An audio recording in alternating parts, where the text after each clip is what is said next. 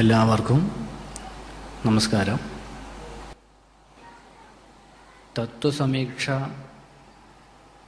എന്നാണ് ഇതിന് പറയുക. തത്വത്തിനാണ് പ്രാധാന്യം. സമീക്ഷ അതിനെക്കുറിച്ച് നന്നായിട്ട് ധരിക്കുക, ഉറപ്പിക്കുക. ഇതിഹാസ പുരാണാഭ്യാം വേദം സമുപബ്രഹ്മയേത്. ഇതിഹാസ പുരാണങ്ങളെ കൊണ്ട് വേണം വേദത്തെ അറിയാൻ. അല്ലെങ്കിൽ വേദ താത്പര്യമാണ് ഇതിഹാസ പുരാണങ്ങളൊക്കെ. വേദം എന്താണെന്ന് അറിയണമെങ്കിൽ ഗുരുമുഖത്തിരുന്ന് പുരാണങ്ങളെ യഥാവിധി പഠിച്ചാൽ വേദം എന്താണെന്ന് മനസ്സിലാക്കാം. എന്നുവെച്ചാൽ ഭാഗവതം ശരിയായ രീതിയിൽ പഠിച്ചാൽ വേദം പഠിച്ചു അവൻ. അതുകൊണ്ട് വേദം എന്ന മഹനീയമായ ആ ഒരു ജ്ഞാന രത്നത്തെ സാധാരണക്കാർക്ക് ഉൾക്കൊള്ളാൻ പ്രയാസമാണ്. അത്രയ്ക്ക് അങ്ങോട്ട് മേധാശക്തി കുറവായിരിക്കും. എന്നാൽ സാധാരണ ജനങ്ങൾക്കും ആ ഒരു വേദ താത്പര്യത്തെ ബോധിപ്പിക്കാനായിട്ടാണ് ഇതിഹാസ പുരാണങ്ങളിലൂടെ നമ്മളെ ബോധിപ്പിക്കുന്നത്. പറഞ്ഞതിൻ്റെ അർത്ഥം അത് ഭാഗവതമാവട്ടെ പുരാണം ഏതുമാവട്ടെ വേദതത്വത്തെ സൂചിപ്പിക്കുന്നതാണ്. ഇതിലെ ഓരോ കഥകളും വേദ സന്ദേശമാണ്. അങ്ങനെയാണെങ്കിൽ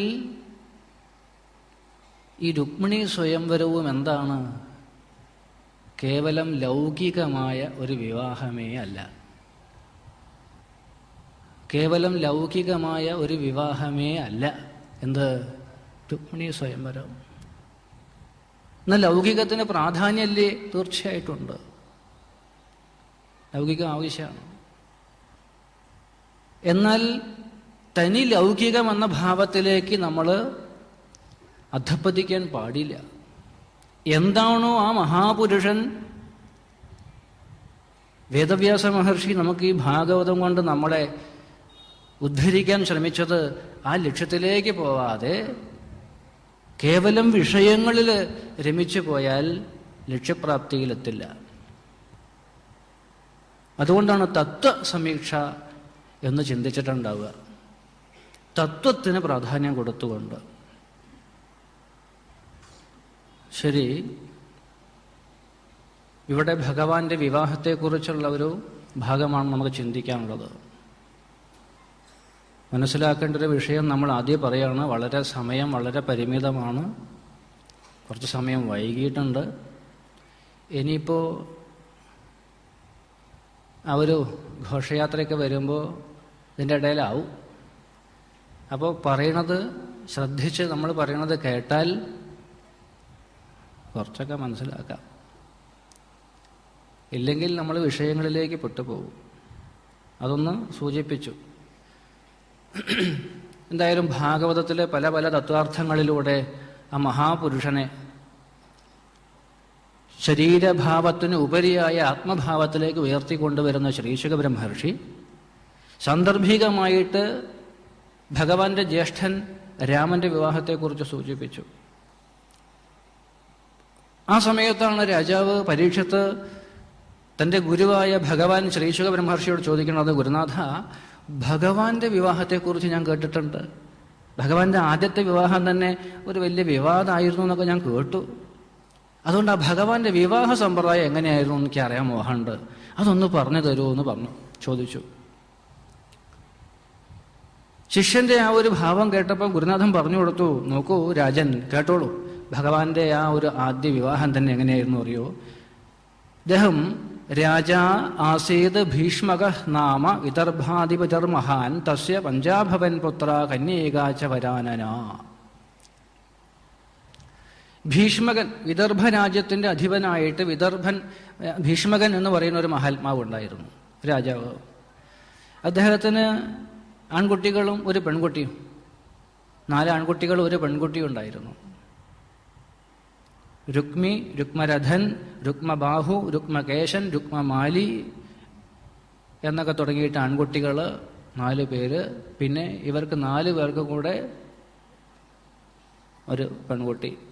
അതാണ് രുക്മിണി. ഇതിനൊക്കെ തത്വം നമ്മൾക്ക് വളരെ വിപുലമായിട്ട് ചിന്തിക്കാനുണ്ട്. അത് പറഞ്ഞു പോയാൽ നമ്മൾ അവിടെ എത്തില്ല. നമ്മുടെ സമയപരിമിതി കൊണ്ട് അപ്പുറത്തേക്ക് എത്തില്ല. അതുകൊണ്ട് ഇവിടെ തത്വം വളരെ ചുരുക്കിയിട്ടൊന്ന് ആദ്യം ഒന്ന് മനസ്സിലാക്കിച്ച് തരാം, പറഞ്ഞു തരാം. നമുക്ക് അറിയണത് തന്നെയാവും, എന്നാലും ഒന്ന് കേൾക്കുക. ഇന്ദ്രിയങ്ങളുടെ ആ ഒരു ബലത്തെക്കുറിച്ചാണ് ഇവിടെ ഈ പറയുന്ന ഈ സന്താനങ്ങളെക്കുറിച്ച് പറഞ്ഞിട്ടുള്ളത്. 5 ഇന്ദ്രിയങ്ങളാണ്.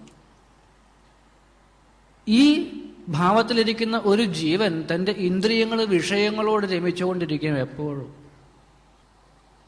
അതുകൊണ്ട് ആ രുക്മിണി എന്ന് പറയുന്ന ആ ഒരു മനസ്സ് ജീവന് ഭഗവാനോട് ചേരണമെങ്കിൽ ഗുരു എന്ന ഒരു മഹാപുരുഷൻ ആവശ്യമാണ്. അതാണ് ബ്രാഹ്മണൻ. ആ ബ്രാഹ്മണനെ നെടുക്ക് നിർത്തിയിട്ട് ബ്രാഹ്മണനെ പ്രാർത്ഥിച്ച് ബ്രാഹ്മണനെ സ്വീകരിച്ചിട്ടാണ് ഭഗവാനെ ആര് സ്വീകരിക്കുന്നത്? രുക്മിണി ദേവി സ്വീകരിക്കുന്നത്. എന്ന് പറഞ്ഞാൽ ഭഗവാനുമായിട്ട് ചേരാൻ ഉത്തമനായ ഗുരു ആവശ്യമാണ്. ഇതിപ്പോൾ രുക്മിണി എന്ന് പറയുമ്പോൾ നമ്മൾ വിചാരിക്കും ഏതോ ഒരു പെൺകുട്ടിയാണ്, എവിടെയുള്ള ഏതോ ഒരു പാവം പെൺകുട്ടിയുടെ കല്യാണം കഴിഞ്ഞു എന്ന് വിചാരിക്കണ്ട. നമ്മുടെയൊക്കെ കാര്യമാണ് പറയണത്. നമ്മളൊക്കെ ജനിച്ചത് ഇതുപോലെ ഭഗവാനുമായിട്ട് ചേരാൻ വേണ്ടിയിട്ടാണ്. ഇവിടെ ഇരിക്കുന്നവരൊക്കെ കല്യാണം കഴിക്കാൻ വേണ്ടിയിട്ട് വന്നവരാ. ഏത് കല്യാണം? നമ്മളിവിടെ കണ്ട മറ്റേ കല്യാണമല്ല, അല്ലെങ്കിൽ കാണുന്ന കല്യാണമല്ല. കല്യാണം എന്ന് പറഞ്ഞാൽ മംഗളം, പരമമായ ശാന്തിയിലേക്ക് ഉയരാൻ വേണ്ടിയിട്ട്, പരമമായ മംഗളഭാവത്തിലേക്ക് ഉയരാൻ വേണ്ടിയിട്ട് നമ്മളൊക്കെ ജനിച്ചവരായി ഇവിടെ. ആ പരമസ്വരൂപനായ ആത്മസ്വരൂപനായ ആനന്ദസ്വരൂപനായ ഭഗവാനുമായിട്ട് ചേരാൻ വേണ്ടി പരിശ്രമിക്കുന്നവരാ നമ്മളൊക്കെ.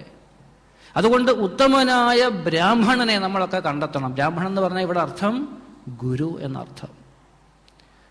ആ ഉത്തമനായ ഗുരുവിനെ ആര് സ്വീകരിക്കുന്നുവോ എന്തിനു വേണ്ടി? ഭഗവാനെ പ്രാപിക്കാൻ വേണ്ടി. ഇവിടെ രുക്മിണി ദേവി പതിയായിട്ട് ഭഗവാനെ കിട്ടാൻ വേണ്ടിയിട്ടാണ് ആഗ്രഹിക്കുന്നത്. പതി എന്ന് പറഞ്ഞ വാക്കിനർത്ഥം ഭർത്താവ് എന്നാണ്, രക്ഷിക്കുന്നവൻ. പശുപതി എന്ന് പറയില്ല നമ്മൾ. പശുപതി എന്ന് പറഞ്ഞാൽ എന്താ? പശു എന്ന് പറഞ്ഞ അർത്ഥം?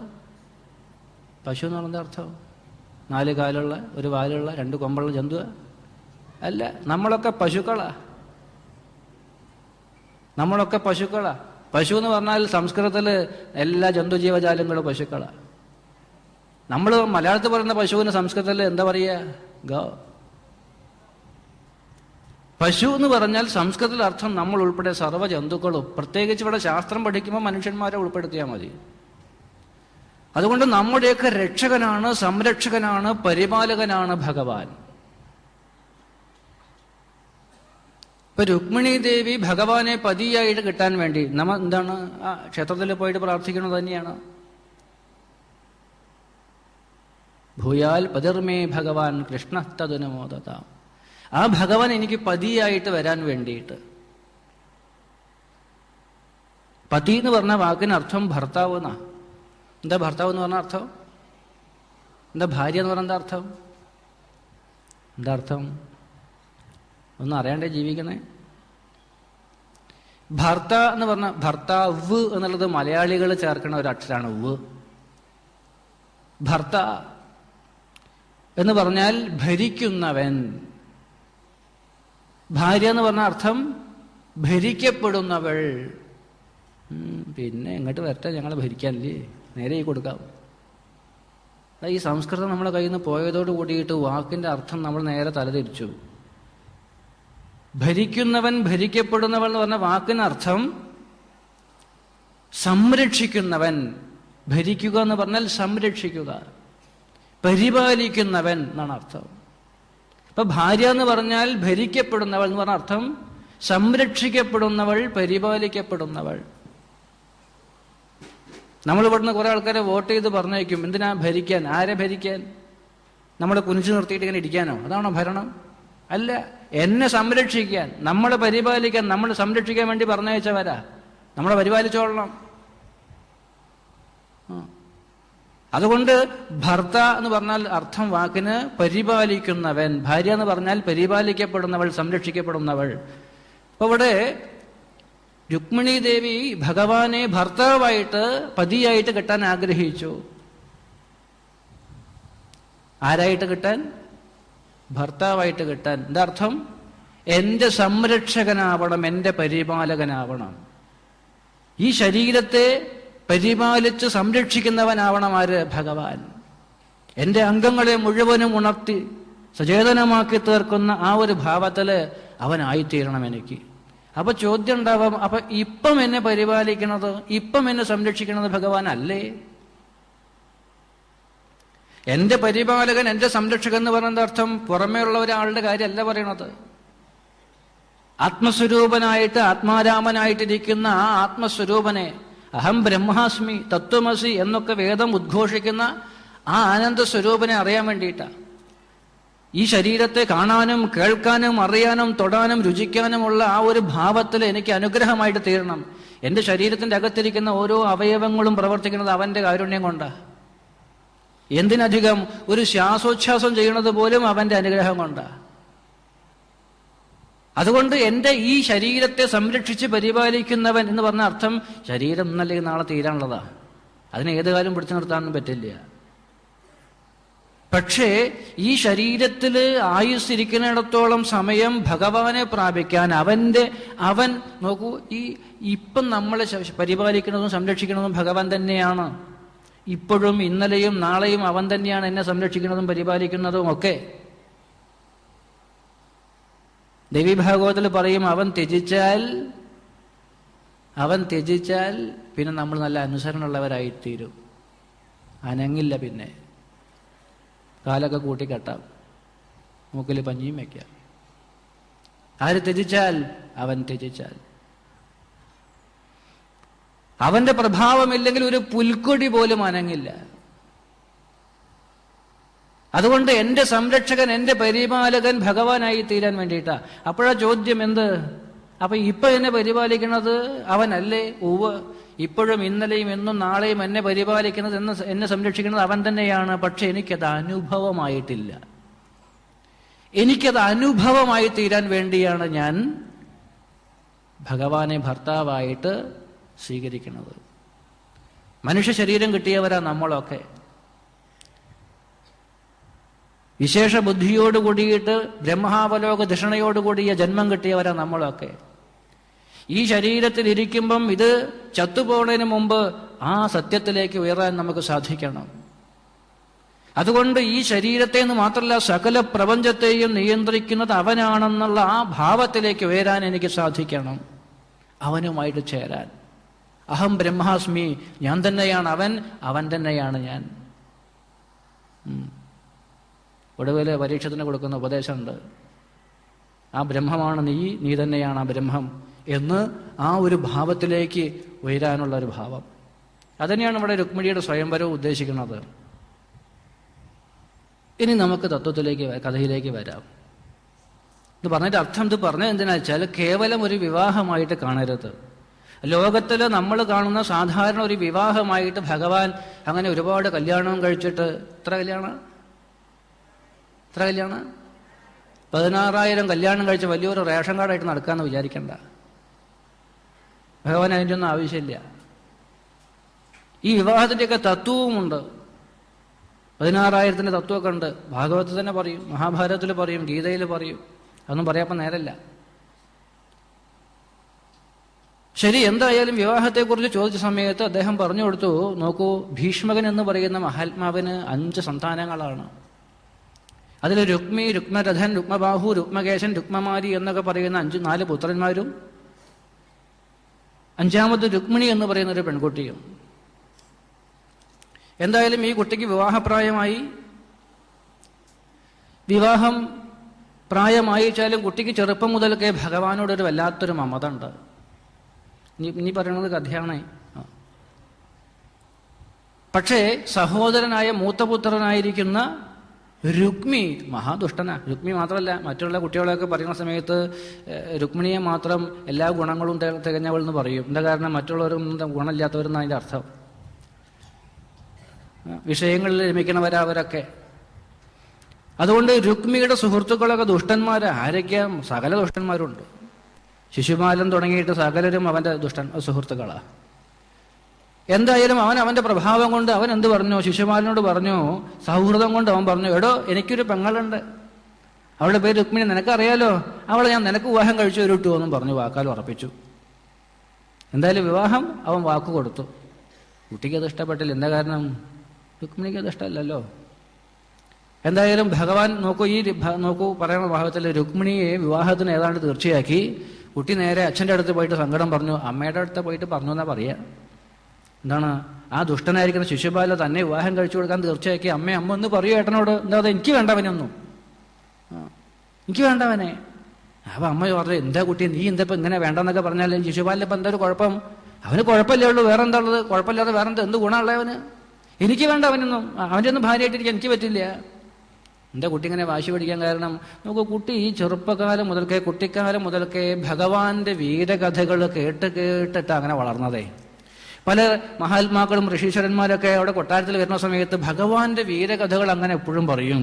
ആ പൂതനയെ കൊന്നു, മലർന്നു കിടക്കുന്ന പ്രായത്തിൽ തന്നെ ഒരു രാക്ഷസിയെ കൊന്നു, പിന്നെ ചകടാസുരനെ കൊന്നു, തൃണാവർത്തനെ കൊന്നു, അഘാസുരനെ കൊന്നു, പിന്നെ കാളികനെ അഹങ്കാരം തീർത്തു, ഗോവർദ്ധന പർവ്വതത്തെ പിടിച്ച് ഉയർത്തി എന്നൊക്കെ ഇത് കേട്ട സമയത്ത് അന്നത്തെ കാലത്ത് ഭഗവാന്റെ വീരകഥകൾ അങ്ങനെ കേട്ട് ദിവസവും കവികളും മഹാത്മാക്കളും ഒക്കെ വന്നിട്ട് ഈ രാജാവിനോട് പറയുമ്പോൾ കുട്ടി അതിങ്ങനെ കേൾക്കണുണ്ടേ. അന്നത്തെ കാലത്തൊക്കെ പത്രത്തിൽ എപ്പോഴും സ്പോർട്സ് കോളത്തിൽ ഭഗവാന്റെ ഫോട്ടോ ഉണ്ടാവും, അർജുനന്റെ ഫോട്ടോ ഉണ്ടാവും, ഭഗവാന്റെ ഫോട്ടോ ഉണ്ടാവും. എന്തായാലും കുട്ടി ഇത് കണ്ട് ഈ ആരാധന വളർന്ന് എന്തായി മാറി? പ്രണയമായിട്ട് മാറി. ആരാധന വളർന്ന് പ്രണയമായിട്ട് മാറി. അതുകൊണ്ട് കുട്ടി മനസ്സിൽ ഉറപ്പിച്ചു, എനിക്കൊരു ഭർത്താവ് ഉണ്ടെങ്കിൽ അത് ഭഗവാൻ കൃഷ്ണനാണ്, വേറെ ആരുമല്ല, ഭഗവാനെയാണ് ഞാൻ ഭർത്താവായിട്ട് കണ്ടിട്ടുള്ളത്. മനസ്സിലങ്ങോട്ട് ഉറപ്പിച്ചു. അപ്പോഴാണ് ഈ ജ്യേഷ്ഠൻ ഈ പണി ഒപ്പിച്ചത്. ശിശുപാലന് വിവാഹം കഴിക്കാൻ തീർച്ചയാക്കിയത്. ഏട്ടനോട് പറഞ്ഞിട്ട് കാര്യമില്ല, മഹാദുഷ്ടനാ. അച്ഛനോടും പറഞ്ഞിട്ട് കാര്യമില്ല. എന്താ അത്? ഈ മകനോടുള്ള വാത്സല്യം കുറച്ചധികം. അതുകൊണ്ട് മകൻ എന്ത് പറയണമോ അത് കേൾക്കുക എന്നുള്ളതാണ്. അതുകൊണ്ട് അമ്മയോട് പറഞ്ഞിട്ടും കാര്യമില്ല എന്ന് മനസ്സിലാക്കിയ കുട്ടി ഇനിയിപ്പോൾ എന്താ ചെയ്യുക? എന്തിപ്പോൾ ചെയ്യാനാ? വിവാഹമൊക്കെ ഏതാണ്ട് ഉറപ്പിച്ചു, വിവാഹത്തിൻ്റെ കാര്യങ്ങളൊക്കെ തീർച്ചയാക്കി, പന്തലൊരുക്കണു, വൈറ്റ് വാഷ് ചെയ്യണു, തോരണങ്ങൾ തൂക്കണു, എല്ലാ കാര്യങ്ങളും ഏതാണ്ട് തീർച്ചയാക്കി. ഏതാണ്ട് വിവാഹത്തിൻ്റെ എല്ലാ ഘോഷവുമായി അവിടെ. കുട്ടിക്ക് തോന്നി, എന്തിനാ ഇപ്പോൾ ഇവൻ്റെ കൂടെ പോകാൻ വേണ്ടിയിട്ട് ഇങ്ങനെയൊക്കെ? ഇതിൻ്റെ ആവശ്യമില്ല. അപ്പോഴാണ് കുട്ടിക്ക് ഒരു കാര്യം തോന്നിയത്. എന്താണ്? ഭഗവാനോട് എങ്ങനെയെങ്കിലും വിവരം പറഞ്ഞാൽ വല്ല വഴി ഉണ്ടാക്കുകയാണെങ്കിലും ആര്? ഭഗവാൻ. ഭഗവാന്റെ അടുത്തെങ്കിലും വിവരത്തിച്ചു കഴിഞ്ഞാൽ ഭഗവാൻ എന്തെങ്കിലും വഴി ഉണ്ടാക്കുകയാണെങ്കിലോ. ഏതാണ്ട് ഇവന് വിവാഹം കഴിച്ചു കൊടുക്കാൻ തീർച്ചയാക്കി. ഇനി ഭഗവാൻ അങ്ങനെ, അന്നത്തെ കാലത്ത് അങ്ങനെ സമ്പ്രദായം ഉണ്ടേ. അന്നത്തെ കാലത്ത് അങ്ങനെയൊക്കെ സമ്പ്രദായമുണ്ട്. സ്വയംവരം എന്നാ പറയുക. ഇന്നുണ്ടല്ലേ? ഇന്നുണ്ട്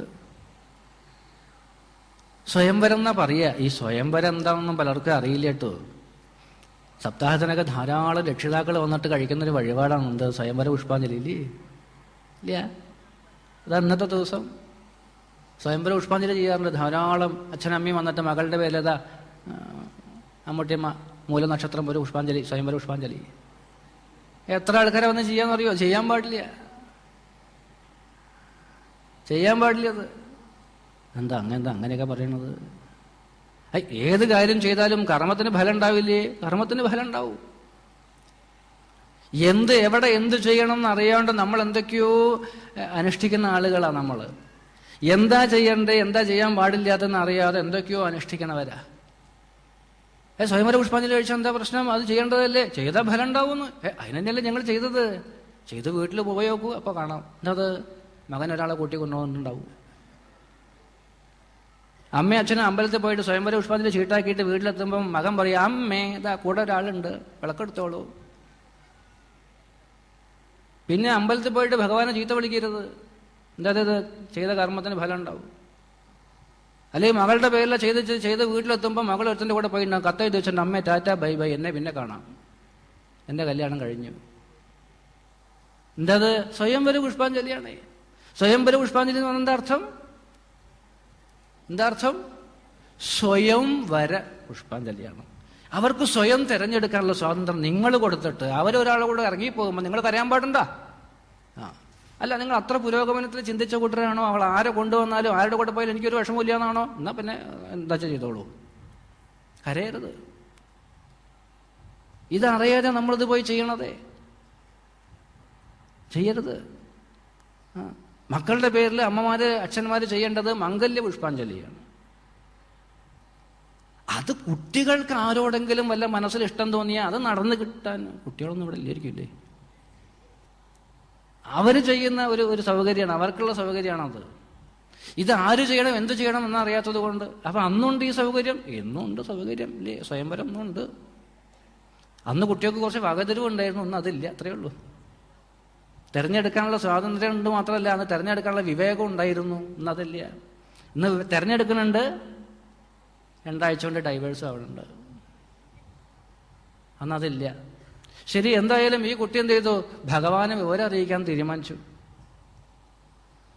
ആരോട് പറയും? അപ്പോഴാണ് വിശിഷ്ടനായിട്ട് വിശ്വസ്തനായിട്ട് ഒരു ബ്രാഹ്മണനെ ആ കുട്ടിക്ക് ഓർമ്മ വന്നത്. എല്ലാ കുട്ടിയോട് വല്ലാത്തൊരു വാത്സല്യവും സ്നേഹവും ഒരു അച്ഛൻ്റെ ഒരു വാത്സല്യക്കുള്ള ഒരു മഹാത്മാവാണ് ഈ ബ്രാഹ്മണൻ. ശാസ്ത്രബോധമുള്ള ഒരു മഹാൽ പുരുഷനാണ്. ആ ബ്രാഹ്മണൻ എടുത്ത് പോയിട്ട് പറഞ്ഞു, ബ്രാഹ്മണ അതോ നോക്കൂത, കുട്ടിക്കാലം മുതലൊക്കെ ആ ഭഗവാനെ മനസ്സിൽ സങ്കല്പിച്ച് ആ ഭഗവാനെ പൂജിച്ചിട്ട് ഭഗവാനെ ഭർത്താവായിട്ട് കിട്ടാൻ വേണ്ടി മോഹിച്ചവള്. അതുകൊണ്ട് ഇതാ നോക്കൂ ബ്രാഹ്മണ ഗുരുനാഥ, ആ ഭഗവാന്റെ അടുത്ത് പോയിട്ട് ഒന്ന് വിവരം പറഞ്ഞു വെച്ചാൽ ഭഗവാൻ എന്തെങ്കിലും ഒരു വഴി ഉണ്ടാക്കുകയാണെങ്കിലോ, അതുകൊണ്ട് അങ്ങേക്ക് ആ ഭഗവാന്റെ അടുത്ത് പോയിട്ടൊന്ന് വിവരം പറയാൻ പറ്റുമോ? ആ ബ്രാഹ്മണൻ ചോദിച്ചു, എന്താ കുട്ടിയെ നീ ഈ സമയത്തൊക്കെ ഇപ്പം ഇങ്ങ് പറഞ്ഞാലോ, കുറച്ച് നേരത്തെ പറയണ്ടേ? ഞാൻ എന്തേലും വഴി ഉണ്ടാക്കൂലേ? നീ ഇതിപ്പം കല്യാണത്തിന് ഏതാണ്ട് എല്ലാവരും വന്നു തുടങ്ങി, ഈ സമയത്തൊക്കെ പറഞ്ഞാലോ? ഏട്ടപ്പോൾ പെട്ടെന്ന് ഇങ്ങനെ തീർച്ചയാക്കൊന്നും ഞാൻ മനസ്സിലാക്കിയില്ല ഗുരുനാഥ എന്ന് പറഞ്ഞു. ശരി, എന്തായാലും നീ ഒരു കാര്യം ചെയ്യൂ, ഒരു സന്ദേശം തരും, ഞാൻ ഭഗവാന് കൊടുത്തു നോക്കാം എന്ന് പറഞ്ഞു. അങ്ങനെ രുക്മിണി ദേവി എന്ത് ചെയ്തു? ഈ ബ്രാഹ്മണന്റെ കയ്യിൽ ഒരു സന്ദേശം എഴുതി കൊടുക്കുക. ആ സന്ദേശവുമായിട്ട് വളരെ വേഗത്തിൽ ഈ ബ്രാഹ്മണൻ ദ്വാരകയിലെത്തി ഭഗവാന്റെ അടുത്ത് വന്നു. ആ ഭഗവാന്റെ അടുത്ത് വന്നിട്ട് എന്ത് ചെയ്തു? ബ്രാഹ്മണനെ കണ്ട സമയത്ത് അതിഥിയാണല്ലോ, യാദൃശ്ചികമായിട്ട് കയറി വരുന്നൊരു ബ്രാഹ്മണനാ, ജ്ഞാനിയാണ്, വിദ്വാനാണ്. ആ ഭാവത്തിൽ മഹാത്മാവായിരിക്കുന്ന ഒരു മഹാപുരുഷൻ അവിടേക്ക് വരുന്ന കണ്ട സമയത്ത് യഥാവിധി അദ്ദേഹത്തെ പൂജിച്ചു. അദ്ദേഹത്തെ കൊണ്ടുവന്ന് താൻ ഇരിക്കുന്ന ആ ഒരു ചപ്രമഞ്ചലിൽ ആ ബ്രാഹ്മണനെ ഇരുത്തിയിട്ട് ഭഗവാൻ താഴെ ഇരുന്നു. എന്നിട്ട് കുശല പ്രശ്നങ്ങളൊക്കെ നടത്തി. എന്തൊക്കെയാണോ മഹാത്മൻ അദ്ദേഹത്തിന് വേണ്ട വെള്ളം കൊടുത്തു, ഭക്ഷണം കൊടുത്തു. സന്തുഷ്ടോയർഹി വർത്തേത ബ്രാഹ്മണോ യേന കേനചിത് അഹീയമാന സാധർമാൽ നഹ്യസ്യാഖില കാമതുക്. ആ ബ്രാഹ്മണനെ വിളിച്ചു വരുത്തി അദ്ദേഹത്തിന് നല്ല ഉത്തമമായ ആസനം കൊടുത്ത് പൂജിച്ചിരുത്തി അദ്ദേഹത്തിനോട് കുശലങ്ങൾ അദ്ദേഹത്തിന്റെ ദാഹവും വിശപ്പും ഒക്കെ തീർത്തതിന് ശേഷം അങ്ങനെയാണ് ഒരു അതിഥി വന്നാൽ, അതിഥി കയറി വരുന്നവന്റെ പേരാണ് അതിഥി. ആ അതിഥി വന്നാൽ പ്രത്യേകിച്ച് വിദ്വാനാണെങ്കിൽ പണ്ഡിതനാണെങ്കിൽ ആ മഹാത്മാവിനെ യഥാവിധി പൂജിച്ചോളണമെന്നാ. അതുകൊണ്ട് അതിഥികൾ വന്നിട്ട് വീട്ടിൽ വന്നിട്ട് മനസ്സ് മുഷിഞ്ഞ് തിരിച്ചു പോവേണ്ടി വന്നാൽ ആ കുലം നശിക്കുന്ന പറയുക. അതുകൊണ്ട് ഭാരതീയമായ ദർശനങ്ങളിൽ വളരെ പ്രധാനപ്പെട്ട ഒന്നാണ് അതിഥിദേവോ ഭവ. മാതൃദേവോ ഭവ, പിതൃദേവോ ഭവ, ആചാര്യദേവോ ഭവ, അതിഥിദേവോ ഭവ. വളരെ വളരെ പ്രധാനമാണ് ഈ 4 കാര്യങ്ങൾ. ഇത് 4ഉം നശിച്ചതാണ് നമ്മുടെ ഹിന്ദുധർമ്മം ഇങ്ങനെ അധപ്പതിക്കാനുള്ളൊരു കാരണം. എന്തായാലും ഈ ബ്രാഹ്മണനെ യഥാവിധി പൂജിച്ച് ആ ബ്രാഹ്മണനോട് ചോദിച്ചു, എന്തൊക്കെയാണ് ബ്രാഹ്മണ എന്നാണ് അങ്ങ് യഥാവിധി ആ ഒരു ബ്രാഹ്മണന്റെ കർത്തവ്യങ്ങൾ അങ്ങ് ചെയ്യണില്ലേ? അങ്ങക്ക് വേണ്ട വിധത്തിലുള്ള ഒരു സ്വീകാര്യതയൊക്കെ അങ്ങയുടെ നാട്ടിൽ അങ്ങേക്ക് കിട്ടണില്ലേ? യാദൃശ്ചികമായിട്ട് കിട്ടുന്നതിൽ സന്തോഷിക്കുന്നവനാവണം ബ്രാഹ്മണൻ. അങ്ങനെയല്ലേ? യാദൃശ്ചികമായിട്ട് കിട്ടുന്നതിൽ സന്തോഷിക്കുന്ന ഒരു മനസ്സല്ലേ അങ്ങേക്കുള്ളത് എന്നൊക്കെയുള്ള കുശല പ്രശ്നങ്ങളൊക്കെ ചോദിച്ചു. യാദൃശ്ചികമായിട്ട് തൻ്റെ ആ ഒരു ബ്രാഹ്മണ വൃത്തിയിലിരിക്കുമ്പം യാദൃശ്ചികമായിട്ട് കിട്ടുന്ന ധനത്തിൽ സന്തോഷിക്കുന്നവൻ ആരാണോ ആ ധർമ്മം അവനെ രക്ഷിക്കുന്ന. ധർമ്മോ രക്ഷതി രക്ഷിത എന്ന് പറയും. ആരാണോ ധർമ്മത്തെ രക്ഷിക്കുന്നത് ആ ധർമ്മം അവനെ അനുഗ്രഹിക്കും. ഇപ്പൊ സ്വന്തം ജീവിതത്തിൽ ആരാണോ ധർമ്മത്തിന് മൂല്യം കൊടുക്കുന്നത്, ആ ധർമാനുഷ്ഠാനത്തിൽ ജീവിക്കുന്നത് ആരാണോ ആ അനുഷ്ഠിക്കപ്പെടുന്ന ധർമ്മം തന്നെ അവന് അനുഗ്രഹമായിട്ട് മാറും. അതുകൊണ്ട് ബ്രാഹ്മണ, അങ്ങ് മഹാപുരുഷനാണ്, അതുകൊണ്ട് ആ അനുഷ്ഠാനങ്ങളൊക്കെ അങ്ങ് യഥാവിധി ചെയ്യുന്നുണ്ടല്ലോ, യാദൃശ്ചികമായി കിട്ടുന്ന ദക്ഷിണ അല്ലാണ്ട് പ്രയത്നം കൂടിയിട്ട് കാശുണ്ടാക്കാനുള്ള വ്യഗ്രത അങ്ങേക്ക് ഇല്ലല്ലോ എന്നൊക്കെ ചോദിക്കുന്നുണ്ട് ഇവിടെ. കാശിന് വേണ്ടിയിട്ടാവരുത് ബ്രാഹ്മണന്മാരുടെ പ്രയത്നങ്ങളെന്നാ. ലോക നന്മയ്ക്കായിട്ട് പ്രവർത്തിക്കുന്നതിൻ്റെ പേരാണ് ബ്രാഹ്മണൻ. സ്വാർത്ഥബുദ്ധിയില്ലാതെ പരോപകാരാർത്ഥം ജീവിക്കണവന്റെ പേരാ ബ്രാഹ്മണൻ. ലളിതമായിട്ട് പറഞ്ഞാൽ തൻ്റെ ജീവിതത്തെ ലോകാനുഗ്രഹമായിട്ട് മാറ്റുക, തൻ്റെ എല്ലാ കർമ്മങ്ങളും ലോക നന്മയ്ക്കായിക്കൊണ്ട് ലോകാ സമസ്ത സുഖിനോ ഭവന്തു എന്ന ഒരു സങ്കല്പത്തോടു കൂടിയിട്ട് ജീവിക്കുക. അതിനുള്ള ചിന്തകളും അതിനുള്ള പ്രവൃത്തിയും ഒക്കെയായിരിക്കും ആ മഹാത്മാക്കൾക്ക്. അതുകൊണ്ട് ബ്രാഹ്മണ, പ്രയത്നം കൂടാതെ തൻ്റെ ജീവിതത്തിൽ ആ അനുഷ്ഠിക്കപ്പെടുന്ന ധർമാചരണം കൊണ്ട് വന്നു ചേരുന്ന സമ്പത്തിൽ തൃപ്തനല്ലേ എന്ന് അദ്ദേഹത്തോട് ചോദിച്ചു. അല്ലാതെ കാശുണ്ടാക്കാൻ വേണ്ടിയിട്ട് ധർമ്മത്തിൽ അങ്ങ് ലോപം വരുത്തുന്നില്ലല്ലോ. അതുകൊണ്ട് ഈ പ്രകാരത്തില് ആ ഒരു സമ്പത്തിന് വേണ്ടിയിട്ട്, അധികാരത്തിന് വേണ്ടിയിട്ട് പ്രവർത്തിക്കാതെ ഇരിക്കുന്ന ബ്രാഹ്മണന്മാരെ ഞാൻ പോലും നമസ്കരിക്കുന്ന. ഭഗവാൻ പറയണം എന്താണ്?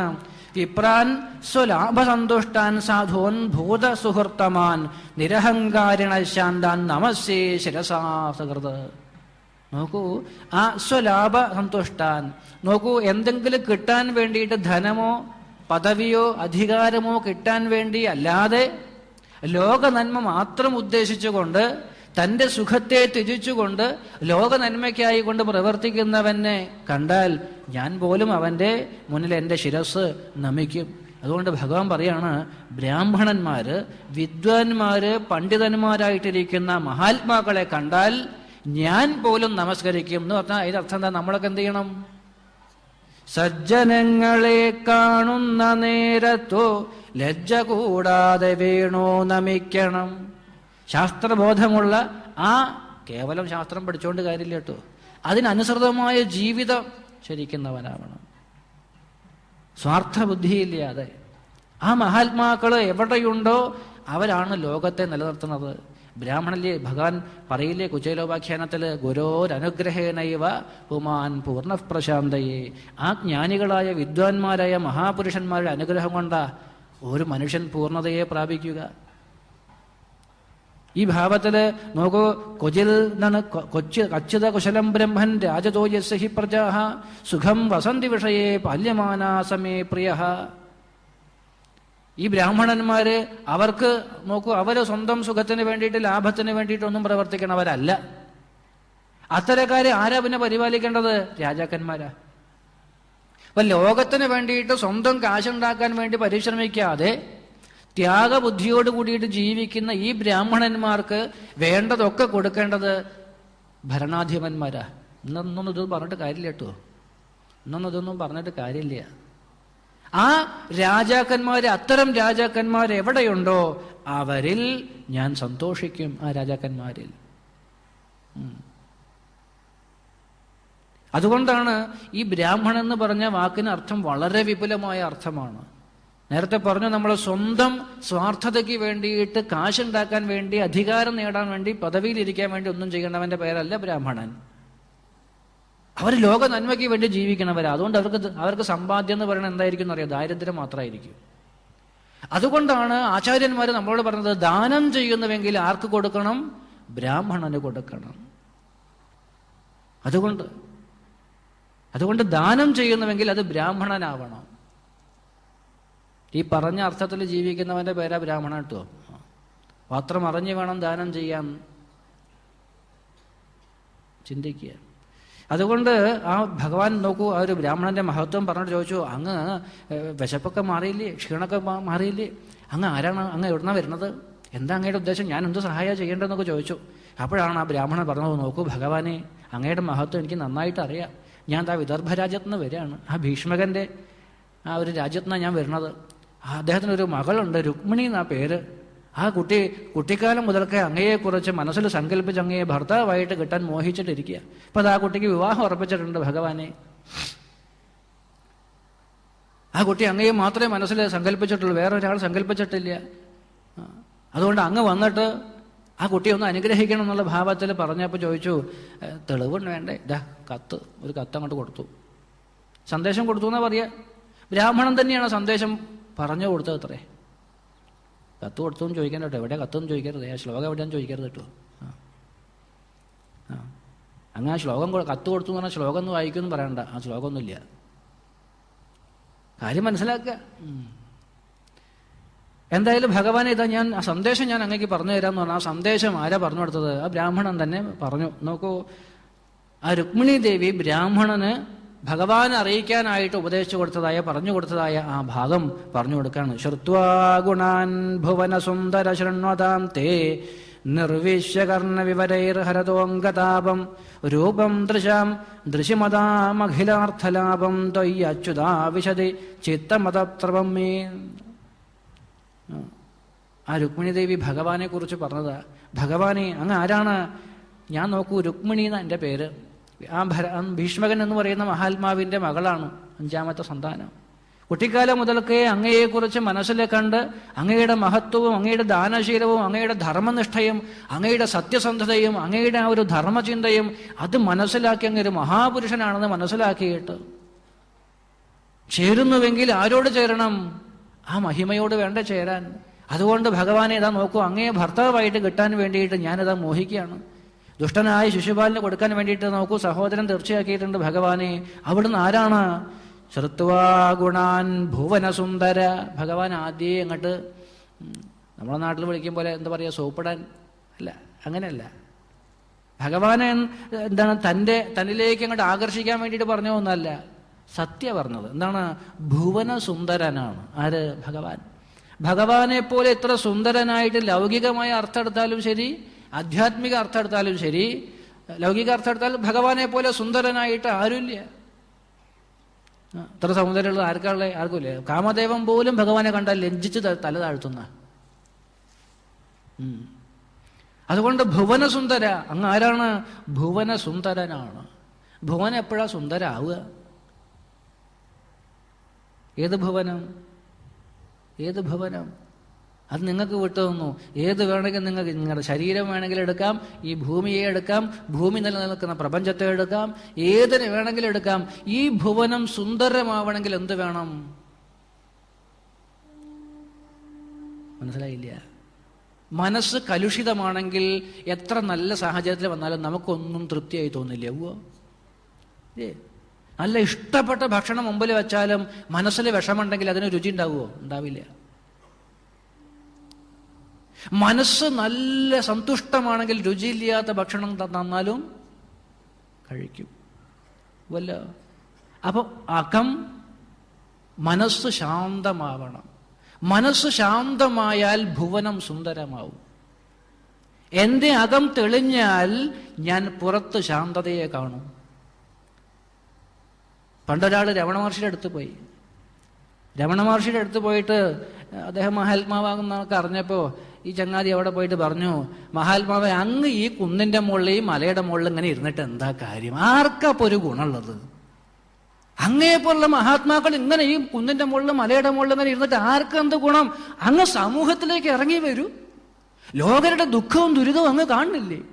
ലോകരെ കഷ്ടപ്പെടുന്നത്, പീഡിക്കപ്പെടുന്നത്, വിഷമിക്കുന്നത്, പീഡിപ്പിക്കപ്പെടുന്നത്, ദുരിതങ്ങളിൽ ആ ജനങ്ങൾ അലയുന്നത് അങ്ങ് കാണില്ലേ? അങ്ങ് ഈ കുന്നിൻ്റെ മുകളിൽ ഇവിടെ ഇരുന്നിട്ട് എന്ത് കാര്യം? ആർക്ക് ഗുണം? അങ്ങ് ഇറങ്ങി വരൂ, സമാജത്തിലേക്ക്, സമൂഹത്തിലേക്ക് ഇറങ്ങി വരൂ, ദുഃഖം കാണൂ, അങ്ങ് പരിഹരിക്കൂ. അവർ രമണ മഹർഷി ചോദിച്ചു, എവിടെ ദുഃഖം?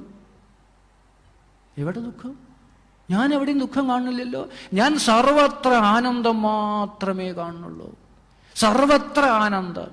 അനന്ത സ്വരൂപത്തിലാണ് അദ്ദേഹം ഇരിക്കുന്നത്. ആ ആത്മാരാമനായിട്ടിരിക്കുന്നവന് ലോകത്തിലൊരു ദുഃഖവും കാണില്ല, ഒരു ദുഃഖവും കാണില്ല. ഈ ശരീരത്തിന്റെ സൗന്ദര്യം അല്ല പറയണത്, പിന്നെയോ വേറൊരു സൗന്ദര്യമുണ്ട്. അത് പറഞ്ഞാൽ മനസ്സിലാവില്ല, അത് അവാച്യമാണ്. അത് പൂർണ്ണതയാണ്. പരിപൂർണമായ ആനന്ദം എന്ന് പറയുന്നത് ആ എൻ്റെ സ്വരൂപത്തെ ഞാൻ അറിയുമ്പോഴാണ്. അതുകൊണ്ട് ഭഗവാനെ, അങ്ങ് ആരാണ്? ഭുവനസുന്ദരനാണ്. അങ്ങയെ സാക്ഷാത്കരിച്ചാൽ, അങ്ങയെ അനുഭവിച്ചാൽ, അങ്ങയെ അറിഞ്ഞാൽ പിന്നെ ഈ ഭുവനം സുന്ദരമായി തീർന്നു. അതുകൊണ്ട് ഭഗവാനെ ഭുവനസുന്ദര, ഞാനിത് അങ്ങയോട് പറയാണ്, അങ്ങ് ആരാണ്? അച്യുത, ച്യുതിയില്ലാത്തവനാ. ചുതിയില്ലാത്തവനായ നാശമില്ലാത്തവനായ ഭഗവാനെ അങ്ങയെ വേണ്ടേ ഭർത്താവാക്കാൻ? നാശമുള്ളവനെ ഭർത്താവാക്കിയിട്ട് എന്ത് കാര്യം? നാശമുള്ളവനെ ഭർത്താവാക്കിയിട്ട് ഒരു കാര്യമില്ല. നാശമില്ലാത്തവനെ വേണം ഭർത്താവാക്കാൻ. ഭർത്താച്ചാൽ എന്താ വാക്കിനർത്ഥം? പരിപാലകൻ, സംരക്ഷകൻ. അപ്പൊ എന്റെ പരിപാലകൻ, എന്നെ സംരക്ഷിക്കുന്നവൻ നാശമില്ലാത്ത, അവൻ ചത്തുപോണവനാണെങ്കിൽ പിന്നെ എന്റെ കാര്യം എങ്ങനെ നേരെയാവുക? അവനെ ഉറപ്പില്ല.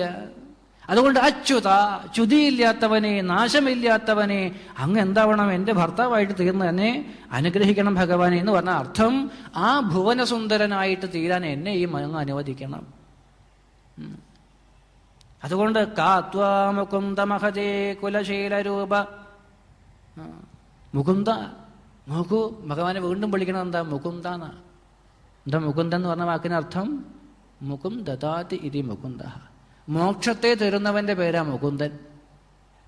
മുക്തിയെ, അതെന്താ മുക്തി? നേരത്തെ പറഞ്ഞു തന്നെയാ. അതിന് പല ഭഗവാനെ ആ ഒരു തത്വത്തെ ബോധിപ്പിക്കാൻ വേണ്ടിയിട്ട്, നമ്മളെ ബോധിപ്പിക്കാൻ വേണ്ടിയിട്ട് ഓരോ നാമങ്ങളിൽ ഭഗവാനെ വിളിക്കുകയാണ്. മുകുന്ദ, ആ മുകുന്ദനായിട്ടിരിക്കുന്ന, മുക്തിയെ നൽകുന്ന, അജ്ഞാന നിവാരണത്തെ ചെയ്യുന്ന ജ്ഞാനസ്വരൂപനായ ഭഗവാനെ, അവിടുന്ന് എൻ്റെ ഭർത്താവായിട്ട് വന്ന് എന്നെ അനുഗ്രഹിക്കണം ഭഗവാനെ. ധീരാഹ, ഞാൻ ധീരയാണ്. എന്താ പറയാൻ കാരണം? ലോകത്തിലെ വേറെ ഒന്നിലും എനിക്കൊരു മനസ്സൊന്നു വരെ പോയിട്ടില്ല. രാജ്യങ്ങളുള്ളവൻ, അങ്ങക്ക് രാജ്യമില്ല. ഉവ്വോ, പ്രത്യക്ഷത്തിലിപ്പോൾ അങ്ങക്ക് രാജ്യമുണ്ട്. അങ്ങ് രാജാവാണോ ഏതിൻ്റെങ്കിലും? ഇല്ല. അങ്ങക്ക് സമ്പത്ത്, അധികാരം പറയാൻ എന്തെങ്കിലും ഉണ്ടോ? ഒന്നുമില്ല. പക്ഷേ ഈ സകലത്തിൻ്റെയും രാജാവാണ് അങ്ങ് വാസ്തവത്തിൽ. അതുകൊണ്ട് പ്രത്യക്ഷത്തിൽ അങ്ങക്ക് രാജ്യം പരിപാലിക്കാൻ അങ്ങ് രാജാവൊന്നും അല്ലാന്ന് എനിക്കറിയാം. അതുകൊണ്ട് എൻ്റെ മനസ്സ് വേറെ എവിടേക്കൊന്നും പോയിട്ടൊന്നുമില്ല. പ്രത്യക്ഷത്തിൽ അങ്ങ് രാജാവൊന്നുമല്ല, ഒരു രാജ്യത്തിൻ്റെ അധിപനൊന്നുമല്ല. എന്നാലോ വിസ്തൃതമായ രാജ്യമുള്ള എത്രയോ ആളുകൾ ഇവിടെ ഉണ്ട്. എൻ്റെ മനസ്സ് ഇന്ന് വരെ അത്തരക്കാരിലേക്കൊന്നും പോയിട്ടില്ല. എന്ന് പറഞ്ഞാൽ ലോക വിഷയങ്ങൾ, സുഖങ്ങൾ അനുഭവിക്കാനാണെങ്കിൽ വേറെ എത്രയോ ആളുകളുണ്ട് ഇവിടെ, രാജാക്കന്മാര്. അവിടേക്ക് എൻ്റെ മനസ്സൊന്നു വരെ പോയിട്ടില്ല, പോവില്ല. കാരണം എന്താ? ഈ പറയുന്ന ലോകസുഖങ്ങൾ, വിഷയസുഖങ്ങൾ അനുഭവിക്കാനല്ല ഞാൻ അങ്ങയെ ഭർത്താവണമെന്ന് ആഗ്രഹിക്കുന്നത്. പിന്നെയോ നേരത്തെ പറഞ്ഞ പോലെ മുകുന്ദ, ആ മോക്ഷം, പരമമായ ശാന്തി, ആനന്ദത്തിലേക്ക് ഉയരാൻ വേണ്ടിയിട്ട് ഭഗവാനെ എന്നെ അനുഗ്രഹിക്കണേ. അങ്ങേ അല്ലാണ്ട് വേറെ ആരെ ആശ്രയിച്ചാൽ ആ ഒരു മുകുന്ദ ഭാവത്തിലേക്ക് എത്താൻ സാധിക്കുക? അതുകൊണ്ട് ഭഗവാനെ ഇതാ നോക്കൂ, ഞാൻ ആരാണ്? ധീരയാണ്. ധീര എന്ന് പറയുന്ന അർത്ഥം എന്താ? ധീരെന്ന് പറഞ്ഞ വാക്കിനർത്ഥം തീയിന് മേലെ കൂടെ ചാടുക, പാലം ചാടി കിടക്കുക, വണ്ടീൻ്റെ മുകളിൽ രണ്ട് കൈ പിടിക്കാണ്ട് മേലോട്ട് നോക്കിയിട്ട് പോവുക, ഇതൊക്കെയാ. അതൊന്നല്ല, അത് വിവരമില്ലായ്മ അതിനൊക്കെ പറയാ. ധീരെന്ന് പറഞ്ഞ വാക്കിനർത്ഥം കാളിദാസൻ പറയും തൻ്റെ ശാകുന്തളത്തില്, വികാരഹേതൗ സതി വിക്രിയന്തേ യേഷാം ന ചേതാംസിത ഏവ ധീരാഹ. വികാരഭരിതമാകാവുന്ന ഘട്ടത്തിലും യാതൊരുവന്റെ മനസ്സാണോ വികാരഭരിതമാവാതെ കണ്ടിരിക്കുന്നത്, യസ്യ സഹ ധീരഃ, അവനാണ് ധീരൻ. വികാരഭരിതമാകാവുന്ന ഘട്ടത്തിലും യാതൊരുവന്റെ മനസ്സാണോ വികാരഭരിതമാവാതെ ഇരിക്കുന്നത്, അവനാണ് ധീരൻ. നമ്മളെ ഒരാൾ മുഖത്ത് നോക്കി 4 ചീത്ത അങ്ങോട്ട് വിളിച്ചു, നമ്മളൊരു 6 അങ്ങോട്ടും പറഞ്ഞു. എന്താ കേമത്തുള്ളേ? എന്താ കേമത്തം? നമ്മൾ നേരെ നോക്കിയിട്ട് 4 ചീത്ത അങ്ങോട്ട് വിളിച്ചു, ഒരു 6 നമ്മൾ അങ്ങോട്ടും പറഞ്ഞു. വല്ല കഴിവുണ്ടായിരുന്നു? അതാർക്കാ പറ്റാത്തല്ലേ? എല്ലാവർക്കും പറ്റില്ലേ? എന്നാൽ നമ്മുടെ ഉള്ളിൽ ഇളക്കമുണ്ടാക്കാവുന്ന ഭാവത്തിൽ ആര് പ്രതികരിക്കുമ്പോഴും അതിനനുസരിച്ച് എൻ്റെ മനസ്സ് ഇളകാതെ ശാന്തമായിട്ട് നിർത്താൻ നമുക്ക് സാധിക്കുന്നുണ്ടോ? അവനാണ് ധീരൻ. ആപൂര്യമാണമചലപ്രതിഷ്ഠം സമുദ്രമാപ പ്രവിശന്തി യദ്വൽ തദ്വൽ കാമായം പ്രവിശന്തി സർവേ സ ശാന്തിമാപ്നോതി കാമകാമി. കേട്ടിട്ടില്ലേ? എന്താണ്? ആ സമുദ്രം എപ്രകാരമാണോ ശാന്തമായിട്ടിരിക്കുന്നത്, 24 ഗുരുക്കന്മാരിൽ ഒരു ഗുരു സമുദ്ര. എന്തുകൊണ്ടാണ് സമുദ്രം ഗുരുവായത്? 4 ഭാഗത്തു നിന്നല്ല, സർവ്വദിക്കുന്നും